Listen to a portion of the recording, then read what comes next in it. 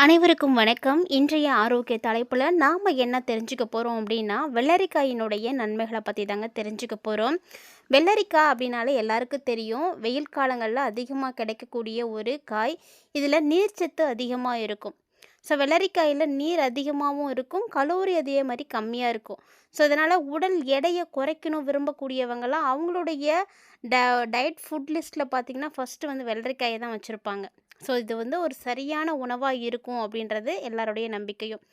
இந்த வெள்ளரிக்காயை நீங்கள் தினமும் சாப்பிட்றதுனால உங்களுக்கு என்ன பிரச்சனைகள் சரியாக போகும் அப்படின்னா, ஃபர்ஸ்ட்டு வந்து மலச்சிக்கல் பிரச்சனை இருந்தால் சரியாக போயிடுங்க. ஏன்னா வெள்ளரிக்காயில் நிறைய நீர்ச்சத்து இருக்குது. நமக்கு வந்து மலச்சிக்கல் ப்ராப்ளம் இல்லாமல் இருக்கணும் அப்படின்னா, நமக்கு வந்து நீர்ச்சத்து தேவையான அளவுக்கு உடம்புல வந்து இருக்கணும்.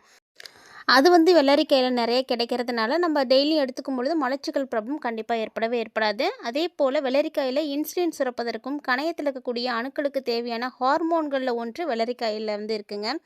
ஸோ இதனால் இது சர்க்கரை நோயாளிகளுக்கு ரொம்ப ரொம்ப ஏற்ற ஒரு உணவாக வந்து பார்க்கப்படுது. வெள்ளரிக்காயில் இருக்கக்கூடிய ஸ்ட்ரேட்ரோல் அப்படின்ற ஒரு பொருள் பார்த்திங்கன்னா, உடலில் இருக்கக்கூடிய கெட்ட கொழுப்பெல்லாம் குறைக்க செய்யும். அது மட்டும் இல்லாமல் அதில் இருக்கக்கூடிய நார்ச்சத்து, பொட்டாசியம், மெக்னீஷியம் இது எல்லாமே பார்த்திங்கன்னா ரத்த கொதிப்பை வந்து கட்டுப்பாட்டில் வந்து வச்சுக்கிறதுக்கு உதவியாக இருக்கும். ஸோ வெள்ளரிக்காய் வந்து நீங்கள் சாப்பிடுவீங்களா? உங்களுக்கு வெள்ளரிக்காய் பிடிக்குமா? அப்படின்றதெல்லாம் மறக்காமல் வந்து கமெண்ட் பண்ணுங்கள். ஏன்னா வெள்ளரிக்காயில் நிறைய மருத்துவ குணங்கள் இருக்குது. இது தெரியாமலேயே பலரும் பார்த்திங்கன்னா அதை அவாய்ட் பண்ணிகிட்டு இருக்கிறது உண்டு. ஸோ வெள்ளரிக்காயில் இருக்கக்கூடிய பல்வேறு சத்துக்களை பற்றியும் நன்மைகளை பற்றியும் தான் நம்ம பார்த்துட்ருக்கோம். அதில் வெள்ளரிக்காயில் இருக்கக்கூடிய அந்த சாறு ஈறுகளில் இருக்கக்கூடிய நோய்களை எல்லாம் குணப்படுத்தும். மேலும் வாயில் துர்நாற்றம் இருக்கக்கூடியவர்கள், அதாவது வாயில் துர்நாற்றம் ஏற்படுத்தக்கூடிய பாக்டீரியாக்களை வந்து அழித்து கொடுக்கும். அதே போல் சிலிக்கா அப்படின்னு சொல்லக்கூடிய அற்புதமான கனிமம் இந்த வெள்ளரிக்காயில் இருக்குங்க. இது பார்த்திங்கன்னா நகம், முடி இதெல்லாம் பளபளப்பாக வச்சுருக்கிறதுக்கும் ரொம்ப திடமாக வச்சுருக்கிறதுக்கும் உதவியாக இருக்கும். மேலும் அதில் இருக்கக்கூடிய சல்ஃபரும் சிலிக்காவும் முடியினுடைய வளர்ச்சிக்கு ரொம்ப தூண்டுகோலாக இருக்கும். ஸோ அதனால் யாரெல்லாம் வந்து லாங் ஹேர் வச்சுக்கணும், நல்ல முடி வளரணும் அப்படின்னு நினைக்கிறீங்களோ அவங்களாம் கண்டிப்பாக வெள்ளரிக்காய் சாப்பிடுங்க. இந்த வெள்ளரிக்காயை நீங்கள் எடுத்துக்கும் பொழுது தசை பிணைப்புகளை எல்லாம் திடமாக்கி மூட்டு ஆரோக்கியத்துக்கெல்லாம் ரொம்ப துணையாக இருக்கும். ஸோ மூட்டு வலி பிரச்சனை இருக்கக்கூடியவங்களுக்கு நம்ம மூட்டு வலி மாத்திரை வாங்கி கொடுக்குறோம். ஸோ அதை தாண்டி நிறைய காய்கறிகள் உணவுகள் மூலமாக சரி பண்ணக்கூடிய விஷயங்கள் இருக்குது அப்படின்றத தெரியப்படுத்துங்க. ஸோ அவங்களுக்கு நல்ல வெள்ளரிக்காய் நிறையா வாங்கி கொடுங்க, சாப்பிட வைங்க. அதிலே வந்து அவங்களுக்கு பாதி விஷயம் சரியாக போயிடும். வெள்ளரிக்காயை கேரட் ஜூஸோடு சேர்த்து வந்து நம்ம எடுத்துக்கலாம். ஸோ இப்படி எடுத்துக்கும் பொழுது என்ன ஆகும் அப்படின்னா, உங்களுக்கு வந்து அந்த யூரிக் அமிலத்தினுடைய அளவு வந்து குறையிறதுனால கீழ்வாதத்திற்குலேருந்து நிவாரணம் கிடைக்கும். மேலும் உடலில் இருக்கக்கூடிய யூரிக் அமிலத்தினுடைய அளவை வந்து குறைக்கிறதுக்கு வெள்ளரிக்காய் வந்து ரொம்ப ரொம்ப யூஸ்ஃபுல்லாக இருக்கும். ஸோ கண்டிப்பாக சிறுநீரகத்தை ரொம்ப அற்புதமாக பராமரிக்குங்க. கிட்னி ஸ்டோன் இருக்கக்கூடியவங்களாம் கூட வெள்ளரிக்காயை வந்து நீங்கள் ஜூஸாக அடித்து நீங்கள் எடுத்துக்கலாம். ஸோ இது வந்து ரொம்ப ரொம்ப அற்புதமான ஒரு பலன்களை கொடுக்கக்கூடியதாக தான் இருக்குது. ஸோ வெள்ளரிக்காயில் இன்னும் நிறைய விஷயங்கள் இருக்குது, அதெல்லாம் நம்ம தொடர்ந்து பார்க்கலாம். அதுக்கு முன்னாடி நீங்கள் இன்னும் நம்ம சேனலை சப்ஸ்கிரைப் பண்ணாமல் இருக்கீங்க அப்படின்னா மறக்காமல் சேனலை சப்ஸ்கிரைப் பண்ணிக்கோங்க. கூடவே பக்கத்தில் இருக்கிற பெல் சிம்பிளையும் கிளிக் பண்ணிக்கோங்க. அப்போ தான் நாங்கள் போடக்கூடிய வீடியோக்கள் எல்லாமே உங்களுக்கு நோட்டிஃபிகேஷனை உடனுக்குடன் வந்தடையும். நீங்களும் பார்த்து பயன்பெறலாம். வாங்க வீடியோக்குள்ளே போகலாம். வெள்ளரிக்காயை நீங்கள் தினமும் எடுத்துக்கும் பொழுது உடல் வந்து நீரோட்டமாக இருக்கும். இன்னும் முன்னாடியே சொன்னேன். ஏன்னா இந்த வெள்ளரிக்காயில் பார்த்தீங்கன்னா 96% நீர்ச்சத்து தாங்க இருக்குது. ஸோ இதை நீங்கள் எடுத்துக்கும் பொழுது உடல் எப்போதுமே நீரோட்டமாக இருக்கும், ரொம்ப ஃப்ரீயாக இருக்கும். நம்ம பாடி வந்து நல்லா ஆக்டிவாக இருக்கணும் அப்படின்னா தேவையான நீர்ச்சத்து அவசியமானது. நீர்ச்சத்து குறைபாட்டால் கூட நிறைய பிரச்சனைகள் வந்து ஏற்படும். அதனால் இதெல்லாம் இல்லாமல் இருக்கிறதுக்கு கண்டிப்பாக நீங்களும் வெள்ளரிக்காய் பயன்படுத்துங்க. வாரத்துக்கு 1 முறை 2 முறை சாப்பிடுங்க. அதுவும் வெயில் காலங்களில் கிடைக்கிறப்பெல்லாம் சாப்பிடுங்க. ஏன்னா வெயில் காலங்களில் நமக்கு நீர் சத்து தான் ரொம்ப சீக்கிரமாகவே வந்து குறைஞ்சிடும். நம்ம நல்லா ஹைட்ரேட்டாக இருக்கணும் அப்படின்னா நீங்கள் வெள்ளரிக்காயை வந்து எடுத்துக்கோங்க. அதே மாதிரி உடலில் இருக்கக்கூடிய சூடை வந்து குறைக்கிறதுக்கு நீங்கள் வந்து வெள்ளரிக்காய் சாப்பிடலாம். வெயில் காலங்கள்லாம் சொல்லவே தேவையில்ல. கோடையில் ஏற்படக்கூடிய அந்த உடல் சூட்டை வந்து குறைக்கிறதுக்கு வெள்ளரிக்காய் தாங்க ரொம்ப ரொம்ப பெஸ்ட்டு. ஸோ இது வந்து நீங்கள் எடுத்துக்கும் பொழுது உடல் சூட்டை வந்து குறைச்சி குளிர்ச்சியை வந்து கொடுக்கும். அதே மாதிரி எடை மேலாண்மை, உங்களுடைய வெயிட்டை வந்து நீங்கள் கரெக்டாக வந்து மெயின்டைன் பண்ணணும்னு நினைக்கிறீங்க, இல்லை வெயிட் லாஸ் பண்ணணும் அப்படின்னு நினைக்கிறீங்க அப்படின்னா உங்களுடைய லிஸ்ட்டில் ஃபர்ஸ்ட் இருக்க வேண்டியது அப்படின்னா அது குக்கும்பராக தான் இருக்கணும். ஏன்னா இதில் நிறைய கலோரிகள் வந்து ரொம்ப ரொம்ப கம்மியாக இருக்குது. அதே போல் நார்ச்சத்தும் அதிகமாக இருக்குது. ஸோ முக்கியமாக வெயிட் லாஸ் பண்ணணும் அப்படின்னு நினைக்கக்கூடியவங்களுக்கு தேவையான 2 விஷயங்களுமே இந்த வெள்ளரிக்காயில இருக்குது. ஏன்னா கலோரி கம்மியாக இருக்கக்கூடிய ஃபுட்டு தான் வந்து எடுத்துக்கணும். அதே மாதிரி நீர்ச்சத்து அதிகமாக இருக்கக்கூடிய உணவுகளை வந்து எடுத்துக்கணும். இப்படிங்கும் பொழுது நீங்கள் வெள்ளரிக்காய் வந்து எடுத்துக்கலாம். வெள்ளரிக்காய் நீங்கள் அப்படியே சாப்பிட்லாம், கூட்டு செஞ்சு சாப்பிட்லாம், இல்லைன்னா வந்து சாலட் மாதிரி எடுத்துக்கலாம். இல்லைன்னா நீங்கள் ஜூஸ் போட்டு குடிக்கலாம். வெள்ளரிக்காயை நீங்கள் எப்படி வேணால் யூஸ் பண்ணிக்கலாங்க. ஸோ வெறுமனே சாப்பிடவே ரொம்ப நல்லாயிருக்கும். இல்லைன்னா உங்களுக்கு வந்து பிடித்த மாதிரி நீங்கள் எப்படி வேணால் மாற்றி சாப்பிட்லாம். இந்த மாதிரி நீங்கள் சாப்பிடும் பொழுது, அதாவது ஒரு நாளைக்கு ஒரு வெள்ளரிக்காய் வீதம் நீங்கள் சாப்பிட்டீங்க அப்படின்னாலே ஆட்டோமேட்டிக்காக உங்களுக்கு வெயிட் லாஸ் வந்து ஆகிடும். அது மட்டும் இல்லாமல் இது சாப்பிடும் பொழுது நமக்கு பசியும் அதிகம் எடுக்காது, நல்லா ஃபில்லிங்காகவே இருக்கும். நம்ம வந்து தாராளமாக எடுத்துக்கலாம். செரிமான ஆரோக்கியம் வந்து நல்லாவே இருக்கும். மேலும் ரத்த அழுத்தம், சர்க்கரையெல்லாம் வந்து கட்டுப்பாட்டில் வச்சுருக்கும்.